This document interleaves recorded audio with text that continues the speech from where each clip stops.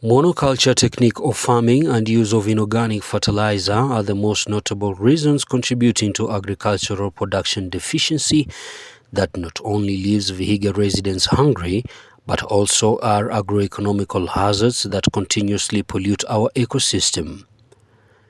This worrying scenario has left the wealthy rural county with no option but to import most of its farm produce to feed its ballooning population, a situation that bothers lead farmers that are already practicing pure organic farming.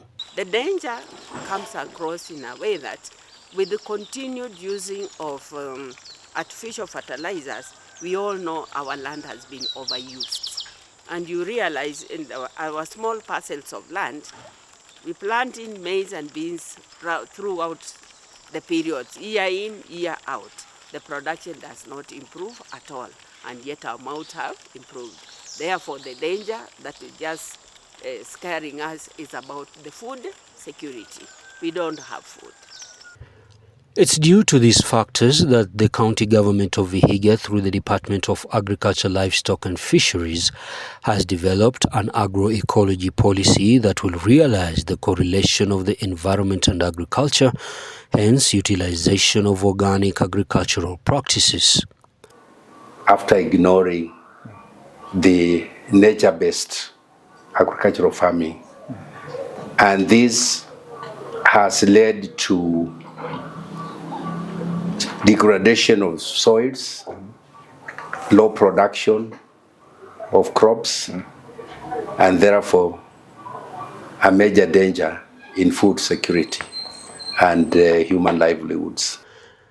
Coming second after Murang'a County, agroecology in Vihiga will hold a significant promise for addressing pressing agricultural challenges, given that agriculture dominates the county's economy with 80% of the population engaging in smallholder farming.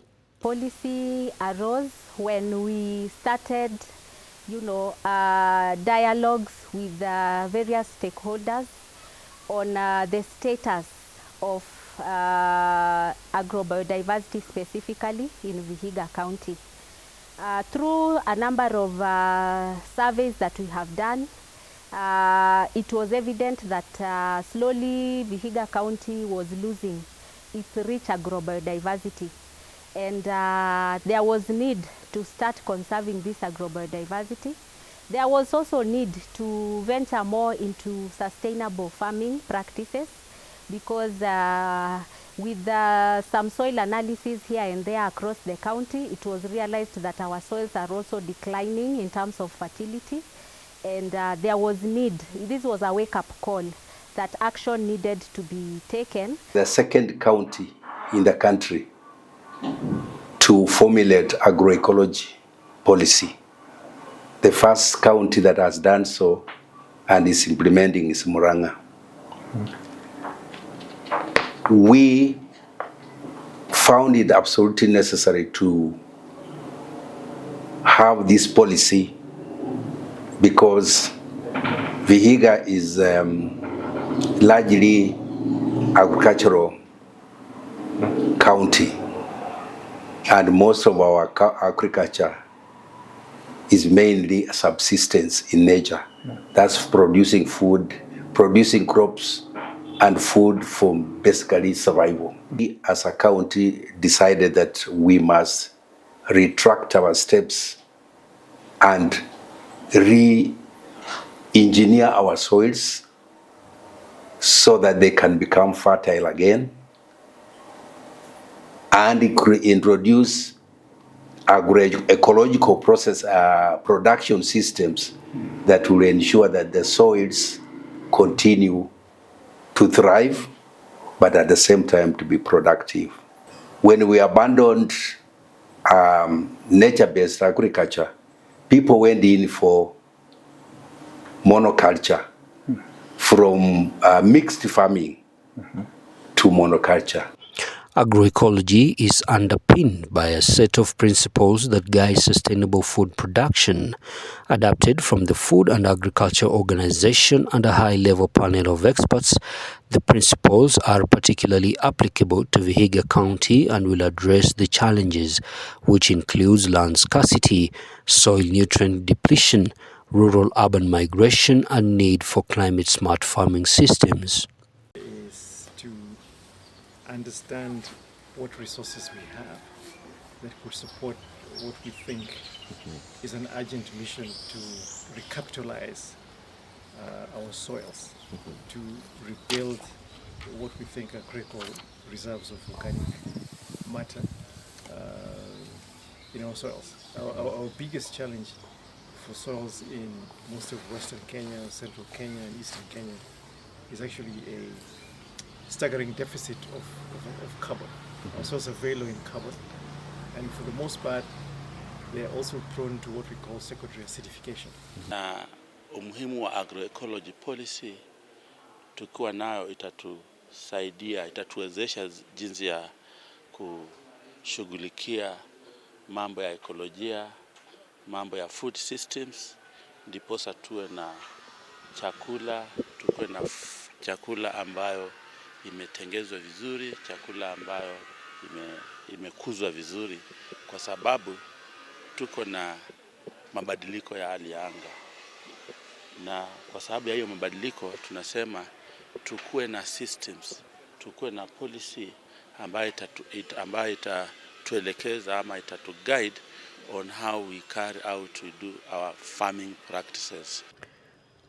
However, through the Department of Agriculture, Livestock and Fisheries, various lead farmers are already demonstrating principles of agroecology, a move that is expected to scale down to more farmers in Vihiga. Zenith Dean, founder of Razak Fish Farm, a value chain actor in blue economy who ventures into aquaculture and appreciates pure organic farming, says it's the only way Vihiga can fill its food basket. They say necessity is the mother of invention. When I started fish farming, I realized the ponds have to be fertilized, and best fertilized by organic fertilizer. So came about the chicken, came about the cows and the goats. So we have no problem in managing our waste from the cows, from the goats. You can see on this farm we cook on biogas, renewed clean energy. So from the cows, it gives us cow dung for our biogas. Then at the end of that, the byproduct that is slurry now goes to fertilize our crops, meaning bananas. And then I do quite some napier grass. So napier grass also we do organic fertilizer from the cows, from the goats, from the chicken. The horticulture also, we don't do artificial fertilizer. We again just do 100% organic fertilizer. And the layout of this farm, you can see nothing goes to waste. From the cows to the biogas, from the biogas to the fish, from the fish to the plants. And the layout is done in such a way that nothing goes out of this farm. I think I always say, like, from where I sit, from where I practice, from where I live, practicing what I do on day-to-day basis and seeing my production improving, I wish the other farmers would embrace that. But as a person, yes, I've started small, I'm growing, I have a group, I share with them, and I believe it's not like what I'm doing today is not like what I did last year. I have a few farmers who have embraced, but how I wish we can do it more of us. 51-year-old Christopher Itaye, a farmer in Sabatia, demonstrates how increased adoption of sustainable practices have reported improved yields through intercropping and ALVs, meeting local nutritional needs. Baada ya kumaliza class 8 join form 4, form 1 kafanya mpaka form 4. Alafu kuanzia pale sikuendelea sana. Lakini attend kitu kama seminars. Kama kuna field days mahali fulani huwa na attend. Sasa nimenichochea sana, napenda sana. Mimi juzi nimefanya na mashirika mengine kama walikuwa wanajifunza kama RPK, alafu service program na technology za Ministry of Agriculture kiana mahali sasa kama wanafunza mbinu kama mbinu technology, kupanda aina mbegu, kutengeneza mitaro. Hapo nilikuwa najifunza hapa. Hapa napenda vitu kadhaa. Nafanya mambo ya horticulture, kuanzia kwa mboga, mahindi, mawele, at least variety ya vyakula. Because hiki kata naweza pata hii kulingana na msimu. Alafu wanafanya rotation. Nikipanda hapa mahindi, next naweka maharagwe, next naweka na badilisha. Nimejaribu kwa sababu tena nina kikundi. Tunaita cha bwana sasa hivi. Sasa vile tunakutana, most of huwa anakuja hapa. Alafu tunajifunza na kufundisha hii na hii. Hata kuna mbegu najaribu kuwapatia kidogo. Napenda kupanda. So that sio mimi pekee kama ya soya. So nitakuweko nayo. Officially open this Vihiga Nutrition and Community Seed Bank. Under Vihiga Seed Community and Seed Bank Organization, farmers are adopting enhanced food security and nutrition through the conservation of traditional crops at the seed bank, which has revived nutrient-rich varieties, improving dietary diversity. Processing units have reduced post-harvest losses, previously up to 30% of grains, ensuring year-round food availability. Kwa hapa seed bank tuko na mbegu zetu za kienyeji ambapo tunaweza kuhifadhi kwa kiwango mbalimbali. Kama vile tuko na mbegu zetu kama vile ukiangalia pale tuko na mitoo. Kanda mitoo tuko na mbegu mbili za mitoo. Tuko na mbegu ya mitoo milulu na mitoo mioma. Hata hapo kwa mitoo tuko ukiangalia hapa tuko na amaranth. Amaranth tuko na mbegu mbalimbali za amaranth, tuko na dodo, tuko na bivokoi ambapo inaenda kupotea sana.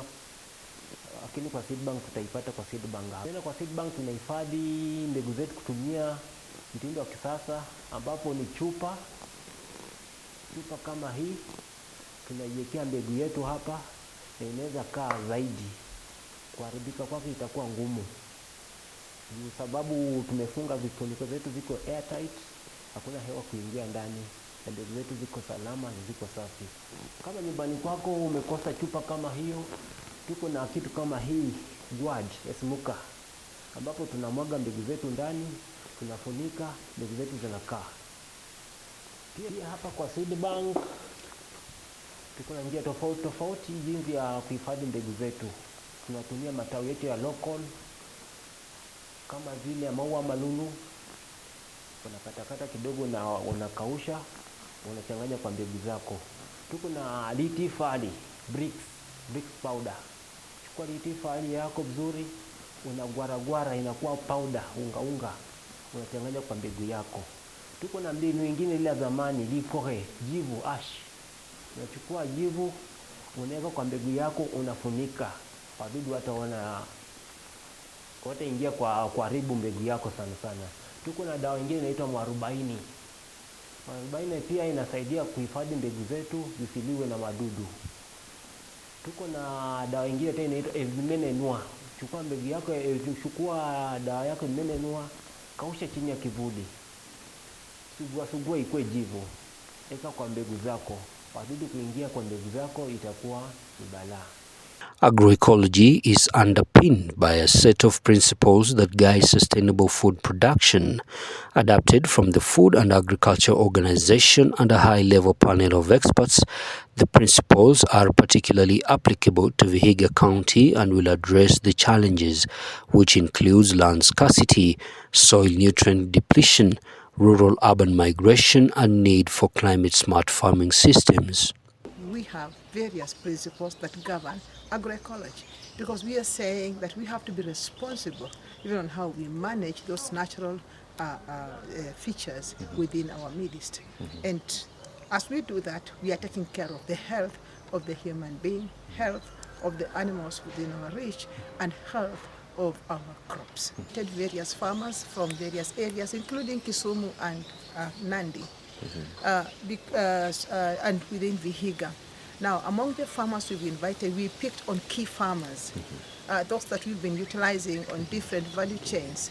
And as we do that, we are saying that we want these farmers to be able to tell the other farmers the story of agroecology. How can they manage their ecosystems? Value chain potentials through early discussions on business models have identified opportunities for aggregating manure and crop residues into marketable compost. There is potential for utilizing solid waste from slaughterhouses to produce organic fertilizers. On my farm, I'm doing raised beds because my land is a bit slopey. So I do the raised beds to prevent soil erosion and also to improve soil aeration to my crops. So the raised beds, on a standard raised bed, the measurements is around 1.5 meters by 6 meters. So it is easy to make a bed like this and get some money from selling the ALVs rather than just sitting at home and waiting to get a job. So organic farming is easier because I just use the readily available materials to prepare my manure and also to produce the crops on my farm. This policy targets to mainstream agroecology into county plans, sustainable landscape management, soil regeneration, and reduced reliance on external inputs. The governor's manifesto, the governor's support, His Excellency the Governor has given us a very, very, very big support in this process. And if you look at the County Integrated Development Plan, you will find the policies, the process, and the implementation framework is captured, is envisioned in the CIDP. So one of the quick returns we are going to see after this launch is actually implementing climate smart agriculture practices with the legal backing. We are going to have agroecology agripreneurs who are already working to inspect our foods in the market. We are going to see a lot of subsidized inputs leaning towards organic types of The policy will also address food safety concerns, the deteriorating soil health status, and vulnerability of youth and women in agriculture. One would say information or knowledge is very, very important. Probably they have not embraced, the farmers around in Vihiga have not embraced the agroecology for not knowing. Therefore, information or knowledge is very, very important. How I expect the other partners, the players along the value chain within the agroecology system to inform the rest of us. So essentially what we're trying to understand is how do you solve this biomass crisis using the resources that we have? And then how do you bring policy? And then how do you bring science? And then how do you bring investment opportunities to then turn these into a commercial, scalable, usable model? So there's small farmers who have very little land, so they don't produce enough biomass. They would have to rely on purchased biomass that is processed and ready to use of some form. So we're trying to create both ends of the spectrum, understand what is possible at the small scale with existing material, understand what is possible on a large commercial scale, to then turn that into commercial scale. The policy comes in the sense that how do we then make biomass resources and organic resources as part of the input subsidy for farmers. We started with the piloting, with the specialized, with our contact farmers. But yes, we are going to expand it to the entire county. And you remember last year we had the first agricultural conference at Hamisi Stadium. And that's where we showed the technology, how the technology works. And I remember we brought some of the renowned professors in this field. We even brought Professor Bukutsa, who was there, who showed how you can grow indigenous vegetables without using fertilizers or pesticides. So yes, we are going to expand to the rest of the county. And indeed, the program has already started under NAF CDP. I said we have recruited 175 agripreneurs, young people, who we want to work at the world level to bring this concept to the farmers.